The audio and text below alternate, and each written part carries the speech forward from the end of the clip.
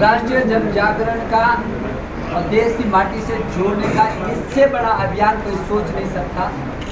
मेरे देश के यशस्वी प्रधानमंत्री नरेंद्र मोदी जी ने कहा कि इस समय देश आज़ादी का अमृत महोत्सव मना रहा है और आज़ादी के इस अमृत महोत्सव में निश्चित रूप में देश को जोड़ना है।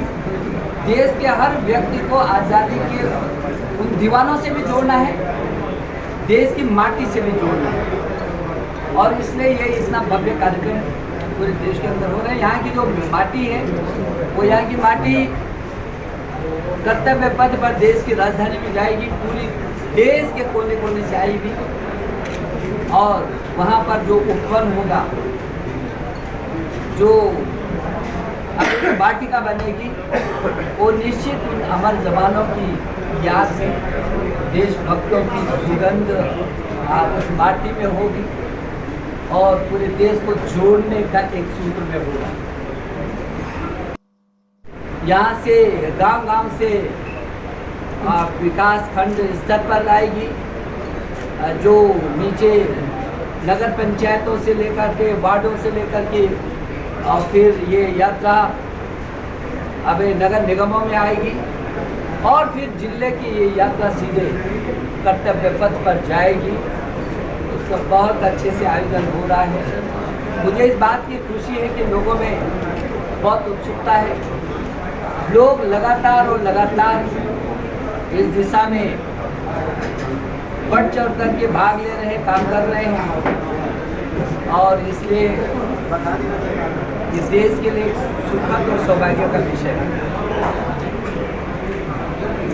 चला है वो संसद का जो सत्र इस बीच चला है, आप सबको मालूम है कि हमारे विरोधी दल 2018 में भी 2018 में वो लेकर के आए थे। 2018 में अविश्वास प्रस्ताव लेकर आए थे, आपको याद होगा। और 2019 में जितना 2014 में जितने सीटें थी हमारी, उससे कई आगे बढ़ करके नरेंद्र मोदी जी की अगुवाई में 2019 में हम लोगों ने सरकार बनाई। अभी वो फिर 2024 में चुनाव होना है। एक वर्ष के बाद पहले ही वो इस अविश्वास प्रस्ताव को लाए।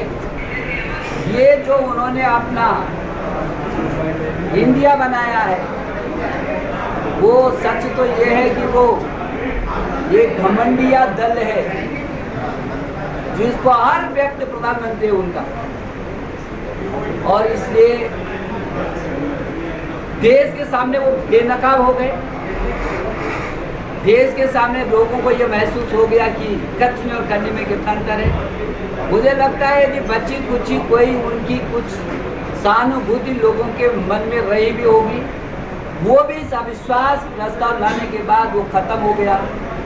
लोगों में उनके प्रति घृणा पैदा हो गई। आप कहते हैं चर्चा करो, जब ये कहते हैं कि चर्चा कर रहे आओ ना, तो फिर भागने का कोई विषय ही नहीं। फिर दूसरी मांग होती है प्रधानमंत्री आने चाहिए, तो जब प्रधानमंत्री आ रहे तब ये भाग जा रहे हैं। तो मंशा चर्चा करने की नहीं है, मंशा केवल होल मचाने की है, देश के महत्वपूर्ण समय को किल करने की है। भारत की संसद का एक एक मिनट बहुत महत्वपूर्ण होता है, करोड़ों करोड़ों रुपया उसमें व्यय होता है और देश की आत्मा बसती है उन एक एक मिनट में, एक एक क्षण में। ऐसे समय को किल किया है उन्होंने, देश कभी क्षमा नहीं कर सकता। और इसलिए ये जो संसद का सत्र चला है, लगभग 21 कानून इसमें बेहतर, दोनों सदनों ने 21 कानून पास किए हैं। जो कानून पास हुए बहुत अद्भुत अच्छा होता वो उनमें चर्चा करते, अपना भी कोई सुझाव रखते और उनको करना क्या चाहिए था कि ज़्यादा से ज़्यादा जो उनके विचार थे उनको बताते और रखते। देश सुनता उनको। आप चर्चा तो करते, आप तो चर्चा भी नहीं करना चाहते। और इसलिए लोगों में बेनकाब हो गया विपक्ष। कांग्रेस सबसे बड़ी दोषी है इस देश में। कांग्रेस ने देश के टुकड़े टुकड़े करवाए, कांग्रेस ने देश का अनुशासन तोड़ा, कांग्रेस ने देश की एकता और अखंडता पर तमाम सवाल खड़े किए। और आज भी कांग्रेस चुपचाप नहीं बैठी है, बल्कि उसी विघटनकारी रास्ते पर है। इसलिए बच्ची कुची कांग्रेस भी इस समय 2024 के चुनाव में खत्म हो जाएगी। बाकी दलों का तो कोई अस्तित्व नहीं है। कर रहा है, चौतरफा विकास कर रहा है। बहुत क्षेत्रों में आज दुनिया में हम 5वें नंबर की अर्थव्यवस्था हो गई। आप समझ सकते हैं, जिस हिंदुस्तान को कोई देख नहीं पा रहा था कि नहीं ये हिंदुस्तान तो ऐसे ही है, आज उस हिंदुस्तान की गरिमा आज पूरे विश्व की मध्यस्थता कर रहा है। दुनिया में किसी भी प्रकार की कोई आपदा आती है, कठिनाई आती है, तो लोगों को लगता है हिंदुस्तान की मध्यस्थता में उसका समाधान हो जाएगा।